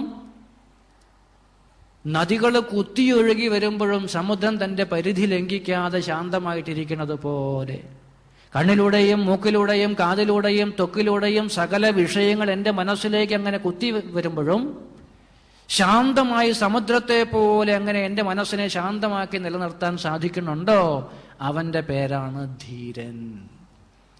അപ്പൊ ഞാൻ ആരാ? രുക്മിണി ആരാ വാസ്തവത്തിൽ? ഈ ധീരയാണ് എന്ന് പറഞ്ഞ അർത്ഥം എന്താ? ഈ രുക്മിണി സാധകയാണ്. ഈശ്വരഭാവത്തെ സാക്ഷാത്കരിക്കുന്ന ഉപാസകയുടെ ഭാവത്തിലാണ് ഇപ്പൊ രുക്മിണി ഇവിടെ ഇരിക്കുന്നത്. അതുകൊണ്ട് ഇന്ദ്രിയങ്ങളെ ജയിച്ച് മറ്റ് ലോക വിഷയങ്ങളിലേക്ക് ഒന്നും പോവാതെ ആത്മസാക്ഷാത്കാരം മാത്രം ലക്ഷ്യമാക്കിയിരിക്കുന്ന ധീരയാണ് ഞാൻ ഭഗവാനെ. ഒരൊറ്റ വിഷയത്തിലേക്ക് എൻ്റെ മനസ്സ് പോയിട്ടില്ല. അനന്യമായിട്ട് അനന്യശ്ചിന്തയന്തോ മാം എന്ന് പറയില്ലേ, ആ ഭാവത്തില് ഭഗവാനെ അങ്ങയെ മാത്രം മനസ്സിൽ ഉപാസിക്കുകയാണ് ഞാൻ. നേരത്തെ നമ്മൾ പറഞ്ഞു, കേവലം ലൗകിക വിവാഹമായിട്ട് ഇതിനെ കാണരുത്. ലോകത്തിൽ കാണുന്ന ഭാവത്തിൽ ഇതിനെ കാണരുത്. അതുകൊണ്ട് ഭഗവാനെ നോക്കൂ, എന്താണ് മുകുന്ദ എന്നെ രക്ഷിക്കണം കേട്ടോ. സിംഹത്തിനുള്ളത് കുറുക്കം കൊണ്ടുപോകാന്ന് പറഞ്ഞാൽ എത്ര അപമാനം ആർക്ക്? സിംഹത്തിന് അല്ലേ? സിംഹത്തിനുള്ളത് കുറുക്കം കൊണ്ടുപോകാന്ന് പറഞ്ഞാലോ, ആ ശിശുപാലന് ഇപ്പൊ എന്നെ കൊണ്ടുപോയാൽ നോക്ക്, ആർക്കുള്ളത്? ഞാൻ അങ്ങയ്ക്കുള്ളതാണ്. ആ അങ്ങയ്ക്കുള്ളതായ എന്നെ ആ ഒരു പൊട്ടൻ ശിശുപാലൻ എന്നെ കൊണ്ടുപോയാൽ അത് എത്ര അപമാനമാണ് ആർക്ക്? അങ്ങയ്ക്ക്. അതുകൊണ്ട് ഭഗവാനെ ആ കുറുക്കം കൊണ്ടുപോവാതെ എന്നെ ആര് കൊണ്ടുപോകണം? അങ്ങ് തന്നെ കൊണ്ടുപോകണം എന്ന് ഭഗവാനോട് പറഞ്ഞ് പ്രാർത്ഥിക്കുകയാണ്. അതുകൊണ്ട് ഭഗവാൻ ഇതാ പൂർത്തേ അഷ്ടദത്ത, നോക്കൂ, ഞാൻ പൂർവ്വജന്മത്തിൽ ചെയ്ത സുഹൃതങ്ങളൊക്കെ എനിക്ക് അനുഗ്രഹമായി തീരുകയാണെങ്കിൽ ഭഗവാനെ അവിടെ തന്നെ ഭാര്യയാക്കി സ്വീകരിക്കണം. എന്താണ് പൂർത്തം? ഇഷ്ടം, ദാനം, നിയമങ്ങള്, വ്രതങ്ങള്, ദേവപൂജ, ഇതൊക്കെ ഞാൻ പൂർവ്വജന്മത്തിൽ ചെയ്തിട്ടുണ്ട്. അതങ്ങനെ പറയാൻ കാരണം ചെയ്തിട്ടുണ്ട്. ഞാൻ ആ ചെയ്ത പൂജകളൊക്കെ എന്താണ് ആ ഒരു ഭാവത്തിലാണെങ്കിൽ, അത് അങ്ങ് പ്രസാദമായിട്ടുണ്ടെങ്കിൽ, അതിലങ്ങ് തൃപ്തനാണെങ്കിൽ ഭഗവാനെ എന്നെ ഭാര്യയായിട്ട് സ്വീകരിക്കണേ. ഭർത്തൃ പദവി തന്ന് എന്നെ അനുഗ്രഹിക്കണം ഭഗവാനെ. എന്താ പൂർത്തം എന്ന് പറഞ്ഞാൽ എന്താണെന്നറിയോ? ഈ കുളം കുഴിക്കുക, കിണറുണ്ടാക്കുക, മറ്റുള്ളവർക്ക് ലോക നന്മയ്ക്കായി കൊണ്ട് ചെയ്യുക, ലോകസേവ ചെയ്യുക, ലോകർക്ക് അനുഗ്രഹമായിട്ട്. ഇപ്പൊ കിണറുണ്ടാക്കാൻ ജനങ്ങൾക്കൊരു കിണറുണ്ടാക്കി കൊടുക്കുക, കുളം ഉണ്ടാക്കിയിട്ട് ജനങ്ങൾക്കുള്ള ഒരു സൗകര്യം ചെയ്തു കൊടുക്കുക, അങ്ങനെയുള്ള കുറെ കാര്യങ്ങളൊക്കെ ഉണ്ടല്ലോ. അതൊക്കെയാണ് പൂർത്തം എന്ന് പറയും. ഇഷ്ടം എന്ന് പറഞ്ഞാലോ പൂജ, ഹോമാദികൾ, യാഗങ്ങൾ, യജ്ഞങ്ങൾ, അതൊക്കെ ചെയ്യാൻ ആ ഒരു ഭാവത്തിൽ ലോക നന്മയ്ക്കായിക്കൊണ്ട്. അപ്പോൾ ഈശ്വര നമുക്ക് ഭഗവാനെ അങ്ങയുടെ അനുഗ്രഹം നേടാൻ വേണ്ടിയിട്ട് പൂർവ്വജന്മത്തിൽ ഞാൻ അത്തരം ലോക നന്മയ്ക്കായിക്കൊണ്ട് ചില കാര്യങ്ങളൊക്കെ ചെയ്തിട്ടുണ്ട്. ഈ ജന്മവും ചെയ്തിട്ടുണ്ടാവും. അപ്പൊ അതുകൊണ്ട് പറയാ, ശ്രദ്ധിച്ചോളണം കേട്ടോ. അവിടെ പറയണം എന്താ വെച്ചാൽ, ആ ഒരു കുളം കുഴിക്കുക, കിണർ കുഴിച്ചു കൊടുക്കുക, ഇതൊക്കെ ലോകർക്ക് വേണ്ടിയിട്ടാണ്, ജനങ്ങളുടെ നന്മയ്ക്ക് വേണ്ടിയിട്ട്. അതുകൊണ്ട് ക്ഷേത്രങ്ങൾ ഉണ്ടാക്കുക, അന്നശാലകൾ ഉണ്ടാക്കി കൊടുക്കുക, അന്നദാനം ചെയ്യുക, ഇത്തരം കാര്യങ്ങൾ. പിന്നെ ദാനങ്ങൾ ചെയ്യുക, വസ്ത്രങ്ങൾ ദാനം ചെയ്യുക, പല ദാനങ്ങൾ ചെയ്യുക, പിന്നെ കുറെ വ്രതങ്ങൾ അനുഷ്ഠിക്കുക, ദേവപ്രീതിക്കായിക്കൊണ്ട് പൂജകൾ ചെയ്യുക എന്ന് പറഞ്ഞാൽ ഈശ്വരോപാസന ചെയ്യുക. ഇങ്ങനെയൊക്കെ ചെയ്യണവർക്ക് എന്തുണ്ടാവും? ഉത്തമനായ ഭർത്താവിനെ കിട്ടും അത്രേ. അതുകൊണ്ട് ഉത്തമനായ ഭർത്താവിനെ കിട്ടണമെങ്കിൽ ഇതൊക്കെ പൂർവ്വജന്മത്തിൽ ചെയ്യണം അത്രേ. മനസ്സിലായില്ലേ അല്ലേ? ഉത്തമനായ ഭർത്താവിനെ എനിക്ക് കിട്ടണമെങ്കിൽ പൂർവ്വജന്മത്തിൽ ഞാൻ പൂർത്തവും ഇഷ്ടവും ദത്തവും ദാനവും വ്രതവും ചെയ്തിരിക്കണം. അപ്പൊ എനിക്കിപ്പോൾ കിട്ടിയത് ശരിയല്ല എന്ന് തോന്നുന്നുണ്ടോ? എന്നാൽ പൂർവ്വജന്മത്തിൽ ഞാനാ ചെയ്തിട്ടില്ല. കുളം കുഴിക്കുക, കിണർ ഒഴിക്കുക, അത്തരം കാര്യങ്ങളും ആർക്കൊന്നും ദാനം കൊടുത്തിട്ടുണ്ടാവില്ല. പിന്നെ യാഗങ്ങളോ ഹോമങ്ങളോ അത്തരം പൂജാദികളും ചെയ്തിട്ടുണ്ടാവില്ല. വ്രതാനുഷ്ഠാനങ്ങൾ ചെയ്തിട്ടുണ്ടാവില്ല. അങ്ങനെയൊക്കെ ചെയ്താലേ ഈ ജന്മത്തിൽ എനിക്ക് നന്മ ഉണ്ടാവുള്ളൂ. ഇപ്പൊ ഭർത്താവിനെ കിട്ടുന്ന കാര്യത്തിൽ മാത്രമല്ല, തിരിച്ചും നല്ല ഭാര്യയെ കിട്ടണമെങ്കിലും ഇവിടെ പക്ഷപാതമൊന്നുമില്ല. ഇപ്പൊ നല്ല ഭർത്താവിനെ കിട്ടണമെങ്കിൽ പൂർവ്വജന്മത്തിൽ ഞാൻ അനുസരിച്ച് ചെയ്തിരിക്കണം. അപ്പൊ എനിക്ക് ഈ ജന്മത്തിൽ നല്ല ഭർത്താവിനെ കിട്ടിയിട്ടുണ്ടോ? ഉണ്ടെങ്കിൽ ഞാൻ പൂർവ്വജന്മത്തിൽ ഈ പറഞ്ഞതൊക്കെ ചെയ്തിട്ടുണ്ടാവണം. അല്ല എനിക്കിപ്പോൾ കിട്ടിയത് അല്ലേ, നമ്മൾ ശപിക്കുകയും ചെയ്യും. നിന്നെപ്പോലെ ഒരുത്തനെയാണല്ലോ എനിക്ക് കിട്ടിയത്. തലയെ കൈവച്ചിട്ടാ പറയുക, എത്രയെത്ര നല്ല ആലോചനകൾ എനിക്ക് വന്നതാ, എത്രയെത്ര നല്ല ആലോചനകൾ എനിക്ക് വന്നത്. നിന്നെപ്പോലെ ഒരു സാധനം എൻ്റെ തലയിൽ വന്ന് വീണൂല്ലോ എന്നിനി പറയണം. എന്താ കാരണം? ഞാൻ കഴിഞ്ഞ ജന്മത്തിൽ കുളം കുഴിച്ചിട്ടില്ല. കഴിഞ്ഞ ജന്മത്തിൽ ഞാൻ കിണർ ഒഴിച്ചിട്ടില്ല, ദാനം ചെയ്തിട്ടില്ല. അതുകൊണ്ട് ഈ ജന്മത്തിന്റെ കാര്യം ഇനി പോട്ടെ. ഇനി അടുത്ത ജന്മം നല്ല ഭർത്താവിനെ കിട്ടണമെങ്കിൽ, നല്ല ഭാര്യയെ കിട്ടണമെന്നുണ്ടെങ്കിൽ വേഗം പോയി കുളം കുഴിച്ചോളൂ, അല്ലെങ്കിൽ അടുത്ത ജന്മം കുളാവൂ. മനസ്സിലായില്ലേ? അതാ പറഞ്ഞേ. ഇതൊന്നും വെറുതെ നേരം പോക്കല്ല കേട്ടോ, തമാശ പറഞ്ഞതല്ലേ, കാര്യം പറഞ്ഞത്. ഞാൻ ഇന്ന് അനുഭവിക്കുന്നതൊക്കെ എൻ്റെ ഇന്നലത്തെ കർമ്മഫലമാണെന്ന് മനസ്സിലാക്കണം. നീ ഇന്ന് ആരാണോ അത് നിന്റെ ഇന്നലത്തെ കർമ്മഫലമാണ്. അതുകൊണ്ട് നാളെ നീ ആരാവണം എന്നുള്ളത് നീ ഇന്ന് ചെയ്യുന്ന കർമ്മങ്ങൾക്കനുസരിച്ചിരിക്കും. അത് മനസ്സിലാക്കണം. ഞാൻ ഇന്ന് സുഖിയാണോ, ഞാനിന്ന് സുഖം അനുഭവിക്കുന്നുണ്ടോ എങ്കിൽ ഉറപ്പിച്ചോളൂ, ഞാൻ ഇന്നലെകളിൽ പൂർവ്വജന്മത്തിൽ ഞാൻ അതിനു വേണ്ട നന്മകൾ ചെയ്തിട്ടുണ്ട്. അതല്ല, ഞാൻ ഇന്ന് ദുഃഖിയാണോ, ഭർത്താവിനെ കൊണ്ട് അല്ലെങ്കിൽ ഭാര്യയെ കൊണ്ട് അല്ലെങ്കിൽ കുട്ടികളെ കൊണ്ട് അല്ലെങ്കിൽ ആരെകളെ കൊണ്ട് ഞാൻ ഇന്ന് ദുഃഖം അനുഭവിക്കുന്നുണ്ടോ, ഉണ്ടെങ്കിൽ ആരെയും പരാതി പറയേണ്ട. കാരണം എന്റേത് ഞാൻ തന്നെ വരിച്ചതാ. പൂർവ്വജന്മത്തിൽ ഞാൻ സമ്പാദിച്ചു വെച്ച കർമ്മഫലമാണ് ഞാൻ ഇന്ന് അനുഭവിക്കുന്നത്. തീർച്ചയായിട്ടും. അതുകൊണ്ട് ഭാര്യയെ പഴിചാരണ്ട, ഭർത്താവിനെ പഴിചാരണ്ട, കുട്ടികളെ പഴിചാരണ്ട, ഒക്കെ ഞാൻ തന്നെയാണ്. അതുകൊണ്ട് മേലിലും അല്ലെങ്കിൽ അടുത്ത ജന്മത്തിലും എനിക്ക് ശാന്തി സമാധാനം ഉണ്ടാവണമെങ്കിൽ ഞാൻ ഈ ജന്മത്തിൽ നല്ലത് ചെയ്യണം, നല്ല കാര്യങ്ങൾ ചെയ്യണം. അതുകൊണ്ട് എന്താണ്, നാന്യകർത്തു ഫലം രാജൻ ഉപഭുങ്ക്തേ കഥാചന ഇമാനി തവ ദൃശ്യന്തേ ഫലാനി വദതാംബര. ഒരുത്തൻ ചെയ്യുന്ന കർമ്മഫലം വേറൊരാൾ അനുഭവിക്കില്ല. ചെയ്യുന്ന കർമ്മഫലം വേറൊരാൾ അനുഭവിക്കില്ല. അതുകൊണ്ട് ആ തത്വം മനസ്സിലാക്കണം. എന്നിട്ട് ആ കുട്ടി എന്ത് ചെയ്തു, ഭഗവാനോട് വീണ്ടും പറയാണ്, നോക്കൂ ഭഗവാനെ, ഇതാ നോക്കെന്താണ്, അങ്ങ് എന്താണ് വിവാഹത്തിന് നിശ്ചയിച്ച ഒരാളെ തട്ടിക്കൊണ്ടു പോകാനുള്ള വിധിയൊക്കെ ഉണ്ട്. അതുകൊണ്ട് ഞാൻ ഈ പറഞ്ഞ യോഗ്യത എനിക്കുണ്ട് എന്ന് അങ്ങക്ക് തോന്നണമെങ്കിൽ നോക്കൂ, ഇവിടെ വന്ന് ആ ഒരു രാജകീയമായ ഭാവത്തിൽ അങ്ങ് എന്ത് ചെയ്യണം, എന്നെ ഇവിടുന്ന് സ്വന്തമാക്കണം, രാജാക്കന്മാരെയൊക്കെ യുദ്ധത്തിൽ ജയിച്ചിട്ട്. പക്ഷെ എന്നാലും ഞാനൊരു കാര്യം പറയാം ഭഗവാനെ, എന്താണ്, ഇതാ നോക്കൂ, ഇതൊരു വിവാഹ വേളയാണ്.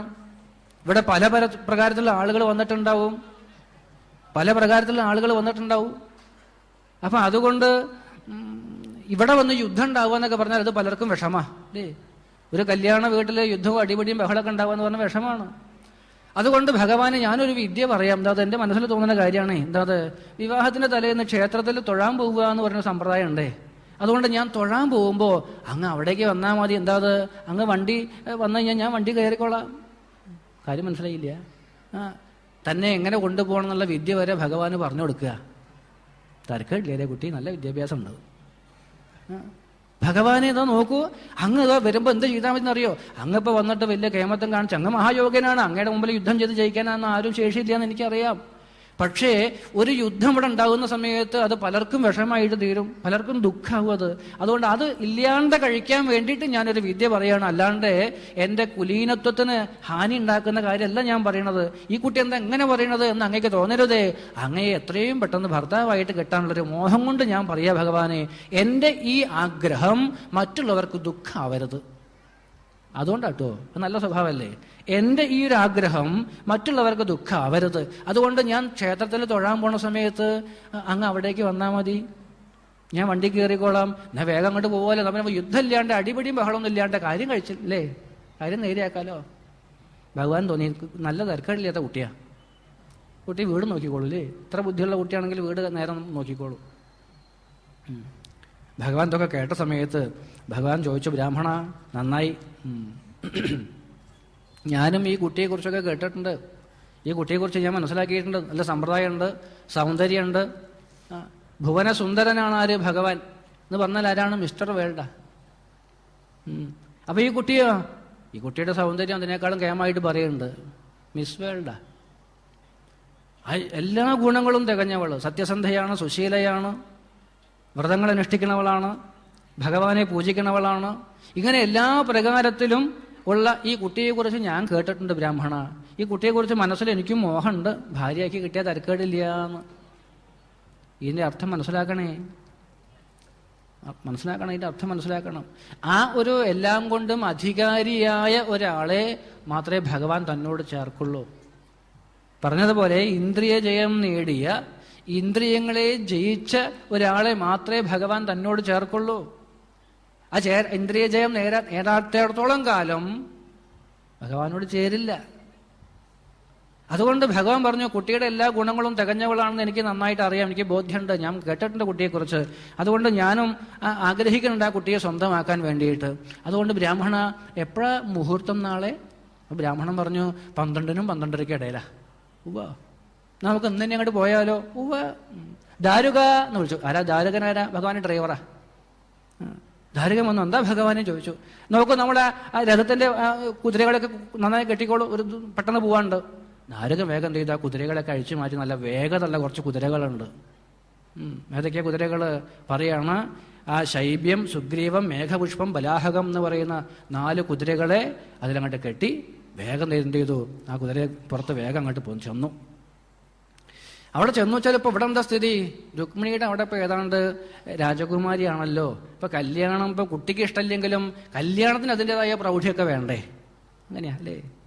അങ്ങനെയൊക്കെയാണ് പറയുക. ആർക്ക്? കാശുള്ളവർക്ക് ആർഭാടം കാണിക്കാൻ വേണ്ടിയിട്ടൊക്കെ. കല്യാണം എങ്ങനെയാ വേണ്ടതെന്ന് ദേവഹൂതി മാതാവിന്റെ കല്യാണം കണ്ടാൽ അറിയാം എങ്ങനെയാ കല്യാണം വേണ്ടതെന്ന്. വളരെ ലളിതമായിട്ട് വേണം വിവാഹം നടത്താൻ. നോക്കൂ, ആ കർദമ പ്രജാപതിക്ക് ദേവഹൂതി മാതാവിനെ വിവാഹം കഴിച്ചു കൊടുത്തത് സ്വയംഭൂമനും ശതരൂപയും ഏറ്റവും ലളിതമായ രീതിയിലാണ്. അച്ഛനും അമ്മയും മാത്രമേ ഉള്ളൂ, വേറെ ഒന്നുമില്ല. എന്തായാലും ഈ ഭാവത്തില് ഭഗവാൻ നേരെ ചെന്നു വെച്ചാലും അവിടെ എന്താ, കുട്ടിയെ അണിയിച്ചു ഒരുക്കാനുള്ള തത്രപ്പാടിലാണ് എല്ലാവരും. രാജകുമാരി ആയതുകൊണ്ട് കുട്ടിയെ അണിയിച്ചൊരുക്കാൻ പല ദിക്കുന്ന ആളുകൾ വന്നിട്ടുണ്ട്. കുട്ടി ജന്മനാ സുന്ദരിയാണെങ്കിലും അണിയിച്ചൊരുക്കേണ്ട കാര്യമൊന്നുമില്ല.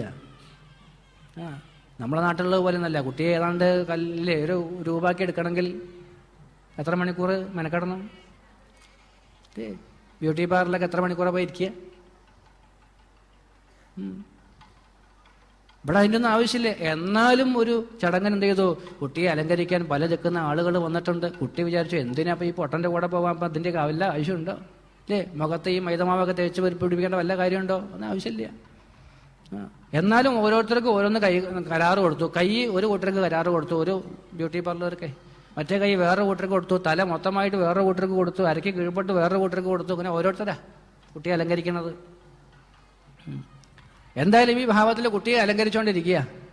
അപ്പോഴാണ് ഭഗവാൻ നോക്കുക, അവിടേക്ക് ആരും വന്നുണ്ടോ? ശിശുപാലൻ വന്നു. കല്യാണച്ചക്കനാണല്ലോ വരൻ. കല്യാണച്ചക്കൻ അന്നെന്താ പറയുക? കല്യാണച്ചക്കൻ അന്നെന്താ പേര്? വരൻ എന്ന പേര്. എന്താ വരൻ എന്ന് പറഞ്ഞ വാക്കിനർത്ഥം? വരൻ എന്ന് പറഞ്ഞ അർത്ഥം ശ്രേഷ്ഠൻ എന്നാ. അന്ന് ആരാ ശ്രേഷ്ഠൻ?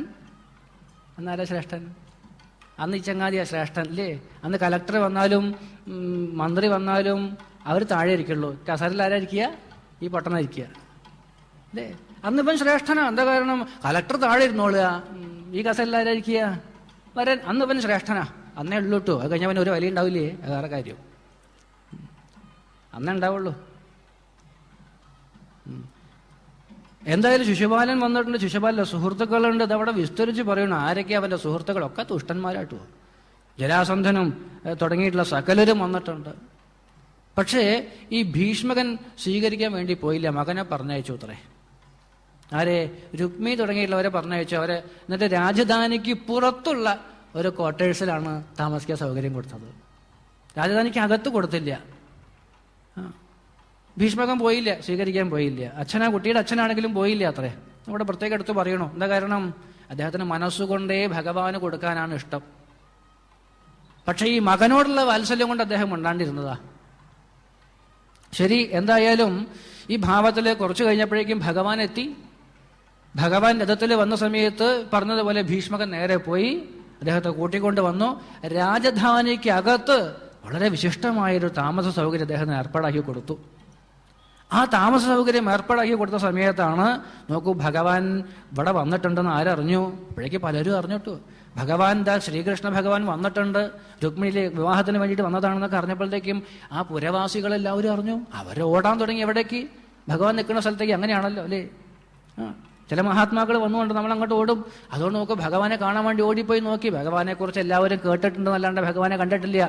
ഭഗവാന്റെ സൗന്ദര്യം, ഭഗവാന്റെ വീരപരാക്രമങ്ങൾ, ഭഗവാന്റെ ധർമ്മനിഷ്ഠ, ഇതൊക്കെ പലരും അന്ന് കേട്ട് പ്രസിദ്ധമാണെങ്കിലും ആരും കണ്ടിട്ടില്ല. അതുകൊണ്ട് കൃഷ്ണൻ വന്നു എന്ന് കേട്ടപ്പോഴേക്കും പലരും അവരവരുടെ ജോലിയൊക്കെ നിർത്തി പോയി നോക്കി. ഭഗവാനെ കണ്ടു. എന്താണ്, സ്ത്രീകൾ പുരുഷന്മാരൊക്കെ അവർ പരസ്പരം പറഞ്ഞു, നോക്കൂ, നമ്മളെ രുക്മിണിക്ക് പറ്റിയ ആൾ ഇതാട്ടു. വേറെ ആരാ രുക്മിണിക്ക് ചേരുക? രുക്മിണിയെ വിവാഹം കഴിക്കേണ്ടത് ഈ കൃഷ്ണനാ, വേറെ ആരുമല്ല. ആ ശിശുപാലൻ ദുഷ്ടൻ, അവനൊക്കെ എന്തിനാ ഈ കുട്ടിയൊക്കെ കൊടുക്കണത്?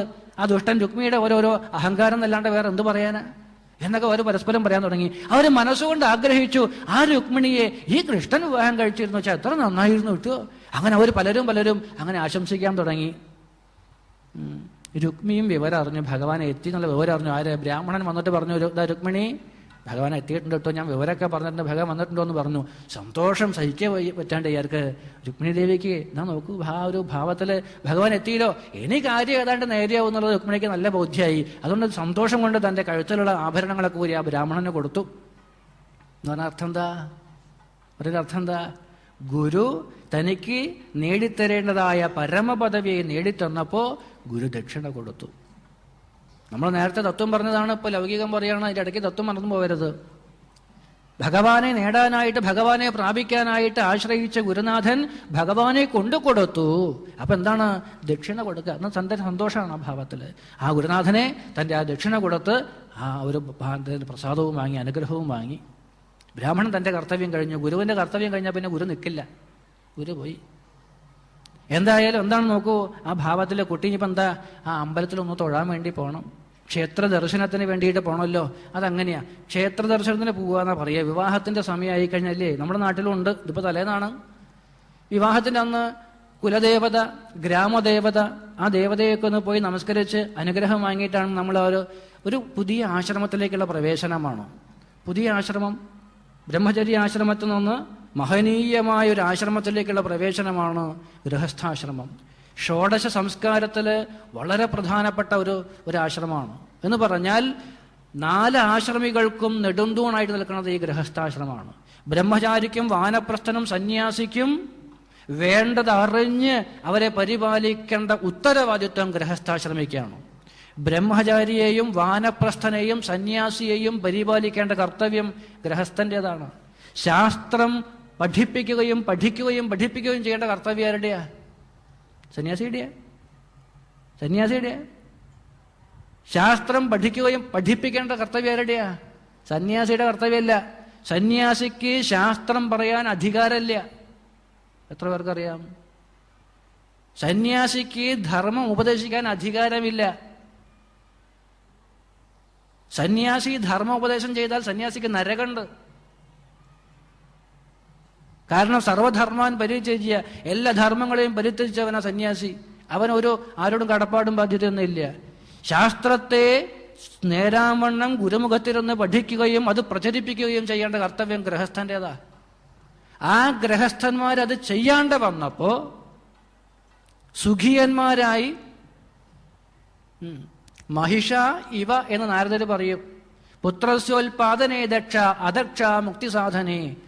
ശാസ്ത്രം പഠിപ്പിക്കുകയും ധർമ്മത്തെ ലോകത്തിൽ നിലനിർത്തുകയും ചെയ്യേണ്ട ആചാര്യന്മാര്, ഗൃഹസ്ഥാശ്രമികള് അത് ചെയ്യാതെ സുഖിയന്മാരായി ആ ഒരു ഭാവത്തിൽ ജീവിക്കാൻ തുടങ്ങിയപ്പം ധർമ്മം നശിക്കണമെന്ന് കണ്ടപ്പോ, ധർമ്മം ലോകത്തിൽ നശിക്കണമെന്ന് കണ്ടപ്പോ സന്യാസിമാര് സ്വയമേവ തീരുമാനിച്ചതാ, ഞങ്ങൾ ആ നരകം സ്വീകരിച്ചോളാം. അതെ, ശങ്കരാചാര്യസ്വാമികൾ ഗിരിഗുഹകളിൽ താമസിക്കുന്ന സന്യാസിമാരോട് പറഞ്ഞു, നോക്കൂ സന്യാസിമാരെ, പുറത്തേക്ക് ഇറങ്ങി വരിക. ലോകത്തിലെ ധർമ്മത്തെ ലോകത്തിലെ അനുഷ്ഠിക്കേണ്ട, അത് പ്രചരിപ്പിക്കേണ്ട ഗൃഹസ്ഥന്മാർ സുഖിയന്മാരായിട്ട്, പോത്തുകളെ പോലെ ഭാര്യമാരുമായിട്ട് കളത്രവുമായിട്ട് സുഖിച്ച് ജീവിക്കുമ്പോൾ ഇതാ ധർമ്മം നശിക്കണം. അതുകൊണ്ട് നമുക്ക് ആ നരകത്തെ സ്വീകരിക്കാമെന്ന് പറഞ്ഞ് സന്യാസിമാരോട് ആഹ്വാനം ചെയ്ത് സന്യാസിമാരെ ലോകധർമ്മ ആചരണത്തിന് വേണ്ടിയിട്ട് കൂട്ടിക്കൊണ്ടുവന്നതാ. എന്ന് ഗൃഹസ്ഥന്മാര് സ്വധർമ്മനിഷ്ഠരാവുന്നുവോ അന്ന് സന്യാസിമാര് അവരുടെ ആ ഭാവത്തിലേക്ക് പോകും. എന്ന് ഗൃഹസ്ഥന്മാര് ഈ തത്വം മനസ്സിലാക്കി സ്വധർമ്മനിഷ്ഠയിലും ആചരണത്തിനും അവരെന്ന് വരുന്നുവോ അന്ന് അവര് തൻ്റെ കർത്തവ്യങ്ങൾ നിർത്തിയിട്ട് സന്യാസിമാര് പോവും. എന്നാൽ ഞങ്ങൾ വരുന്നില്ല അല്ലേ, സന്യാസിമാരനെ ചെയ്തോട്ടെ എന്ന് വിചാരിക്കണ്ടാവും. ശരി, എന്തായാലും ഈ ഭാവത്തെക്കുറിച്ച് പറഞ്ഞു കൊടുത്തു. ക്ഷേത്ര ദർശനത്തിന് വേണ്ടി പോകാന്നുള്ള സമ്പ്രദായമുണ്ട്, പഴയ കാലത്ത് ഇപ്പോഴും ഉണ്ട്. ഇന്നതിൻ്റെ ലക്ഷ്യം മാറിപ്പോയി എന്ന് മാത്രം. പഴയ കാലത്ത് ഗൃഹസ്ഥാശ്രമം എന്ന് പറയുന്ന മഹനീയമായൊരാശ്രമം, ഭഗവാനെ ഇനി പരിചയമില്ലാത്ത ഒരാളുടെ കൂടെയാണ് ജീവിതം, അവിടെ എന്താവുമെന്ന് അറിയില്ല, തനിക്ക് അങ്ങോട്ടും അവിടുന്ന് ഇങ്ങോട്ടും ഉണ്ടാവുന്ന സന്താനവും ഒക്കെ തങ്ങളുടെ കുടുംബങ്ങൾക്കും ലോകത്തിനും സമൂഹത്തിനും ശാന്തിയും സമാധാനവും ഉണ്ടാക്കുന്നവരാവണമെന്നുള്ള ഒരു മഹനീയമായ പ്രാർത്ഥനയോട് കൂടിയിട്ട് ഭാവി എന്താണെന്ന് അറിയില്ല. അതുകൊണ്ട് ഭഗവാനെ, അല്ലെങ്കിൽ അമ്മേ ജഗദംബികെ, ഇതാ ഞങ്ങളുടെ ജീവിതത്തിൽ ഒരു വെളിച്ചമായിട്ട്, ഒരു കരുത്തായിട്ട്, ഒരു പ്രകാശമായിട്ട്, ഒരു വടിയായിട്ട് ഭഗവാനെ അവിടുന്ന് കൂടെ ഉണ്ടാവണേ എന്ന് ഭഗവാന്റെ ആ ഒരു പ്രാർത്ഥനയോട് കൂടിയിട്ട് പോവുകയാണ് ക്ഷേത്രത്തിലേക്ക്. ഇന്നിപ്പോൾ അതിനാണോ പോണത്? ഇന്നെന്തിനാ പോണേ? ഷൂട്ടിങ്ങിനോ?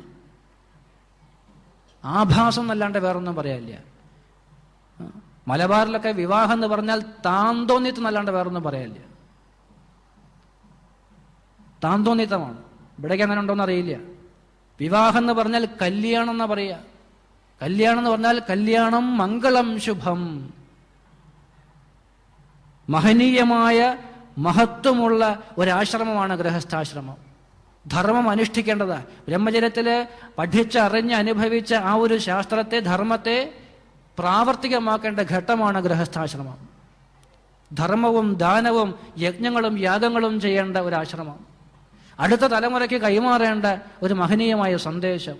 അതിന്ന് എവിടെ കൊണ്ട് നമ്മൾ അധപ്പതിപ്പിച്ചു എന്നറിയോ? പഠിക്കണം ഹിന്ദുക്കൾ മറ്റു മതങ്ങളെ ഈ കാര്യത്തിലൊക്കെ. അവരുടെ വിവാഹം പോലുള്ള ചടങ്ങുകളിലൊന്നും ഒരു താന്തോന്നിത്വം അനുവദിക്കില്ല അവരുടെ ആചാര്യന്മാർ. അതൊക്കെ മഹനീയമായി ദൈവികമായ കർമ്മങ്ങൾ മാത്രമേ അവരനുഷ്ഠിക്കുള്ളൂ. ചെറുപ്പക്കാരൊക്കെ എത്ര തലകുത്തി മറിയണവനാണെങ്കിലും ഇത്തരം മതങ്ങളിലുള്ള ആചാര്യന്മാരെ പറയുന്നത് അക്ഷരം പ്രതി അവരനുസരിക്കും.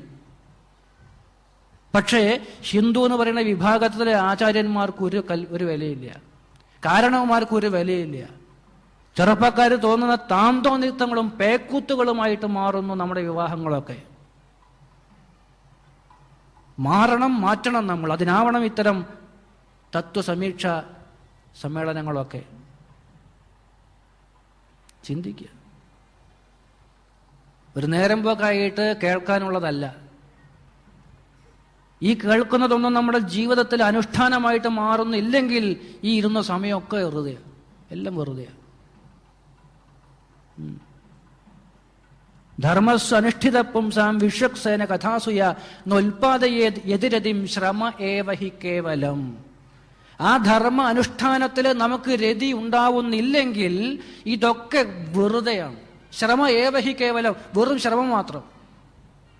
ഭഗവാൻ ഉദ്ധവർക്ക് കൊടുക്കുന്ന ഉപദേശങ്ങൾ കൊടുത്തിട്ട് അവസാനം പറയും ഭഗവാൻ ഉദ്ധവനോട്, ഉദ്ധവ മമ ധർമ്മൻ സുമംഗളാൻ, എൻ്റെ സുമംഗളങ്ങളായ ഈ ഉപദേശങ്ങളെ യാൻ മർത്യ, ഏതൊരു മനുഷ്യനാണോ ആചരൻ, ആചരിക്കുന്നത്, അല്ലാതെ കേൾക്കുന്നത് എന്നല്ല, ആചരിക്കുന്നത്, അവൻ മൃത്യുഞ്ജയതി ദുർജയം, ജയിക്കാൻ പ്രയാസമായ ആ മൃത്യുവിനെ അവന് ജയിക്കാൻ സാധിക്കും. അല്ലാണ്ട് കുറെ കേട്ടതുകൊണ്ട് കാര്യമില്ല. കേട്ടത് കുറച്ചെങ്കിലും ഒരല്പമെങ്കിലും ജീവിതത്തിലേക്ക് കൊണ്ടുവരാൻ നമുക്ക് സാധിക്കണം. വിവാഹങ്ങൾ ധൂർത്താവാതെ പറമ്പ് വിറ്റ് കല്യാണം കഴിക്കുന്ന പരിപാടി നിർത്തണം. നമ്മൾ വിൽക്കുക വിൽക്കുക വിൽക്കുക. ആരാ വിൽക്കണത്, ആരാ വാങ്ങണതെന്ന് പോയി നോക്കുക. രജിസ്റ്റർ ഓഫീസിൻ്റെ അടുത്തൊരു ദിവസം കസാരയിട്ട് പോയിരിക്കുക. ആരാ വിൽക്കണത്, ആരാ വാങ്ങുന്നതെന്ന് നോക്കുക. നമുക്ക് പരമ്പരയായിട്ട് കിട്ടിയ സമ്പാദ്യങ്ങളും സ്വത്തും സമ്പത്തും ഒന്നും വിറ്റു തുലയ്ക്കാനുള്ളതല്ല, അടുത്ത തലമുറയ്ക്ക് കൈമാറുവാനുള്ളതാണ്. എന്തായാലും ദീർഘിപ്പിക്കാൻ സമയമില്ല. ചിന്തിക്കുക. ഈ ഭാവത്തിൽ ആ കുട്ടി ആ ഭഗവാനെ തൊഴാനായിട്ട് ക്ഷേത്രത്തിലേക്ക് അങ്ങോട്ട് പോകണ ഒരു പോക്കലാണ്. ആ പെൺകുട്ടിയുടെ സൗന്ദര്യം കാണാനായിട്ട് ആളുകൾ ഓടിക്കൂടുന്നതും ആ സഭയിൽ വെച്ച് ക്ഷേത്രാങ്കണത്തിൽ തൊഴുത് നമസ്തേ ത്വാംബികേ ഭീഷ്ണം സുസന്താനയുതാം ശിവാം ഭൂയാൽ പതിർമേ ഭഗവാൻ കൃഷ്ണ തദനുമോദതാം. അമ്മേ ജഗദംബികയെ മഹാമായേ, ആ ഭഗവാൻ എത്തിയിട്ടുണ്ട്. ഇതാ ഒരു വിഷമവും ഇല്ലാതെ ഒരു ക്ലേശവും ഇല്ലാതെ ആ ഭഗവാൻ തൻ്റെ പതിയായിട്ട് തീരാൻ അനുഗ്രഹിക്കണം അമ്മേ. ഏത് ഭാവത്തിലും ഏത് കാലത്തും ആ ഒരു ശാന്തതയിൽ ജീവിക്കാൻ എനിക്ക് പ്രേരണയായിട്ട് ആ ഒരു അനുഗ്രഹമായിട്ട് അമ്മേ ജഗദംബിക എന്നും കൂടെ ഉണ്ടാവണേ എന്നുള്ള ഭാവത്തിൽ പ്രാർത്ഥിച്ച് തിരിഞ്ഞങ്ങോട്ട് തിരിയുമ്പോഴാണ് ഒരു പുഞ്ചിരിച്ച മുഖം കാണുന്നത്. ആരുടെയാ? ഭഗവാൻ കൃഷ്ണന്റെ ഭഗവാൻ കാണുന്നതും ആ സമയത്ത് ഭഗവാൻ രുക്മിണിയെ വിളിക്കുന്നതും ആ രഥത്തിലേക്ക് അങ്ങോട്ട് കയറുന്നതും തൻ്റെ രുക്മിണിയെ കൂട്ടിയിട്ട് പോവാൻ ശ്രമിക്കുന്ന സമയത്ത് അത് പലരും കാണുന്നതും ആ ജരാസന്ധനും രുക്മിയും തുടങ്ങിയിട്ടുള്ളവരുമായിട്ടുള്ള ഭഗവാന്റെ യുദ്ധവും ആ യുദ്ധത്തോടനുബന്ധിച്ച് ജരാസന്ധാദികളൊക്കെ യുദ്ധത്തിൽ പരാജയപ്പെട്ട് അവർ തിരിച്ചു പോകുന്നു.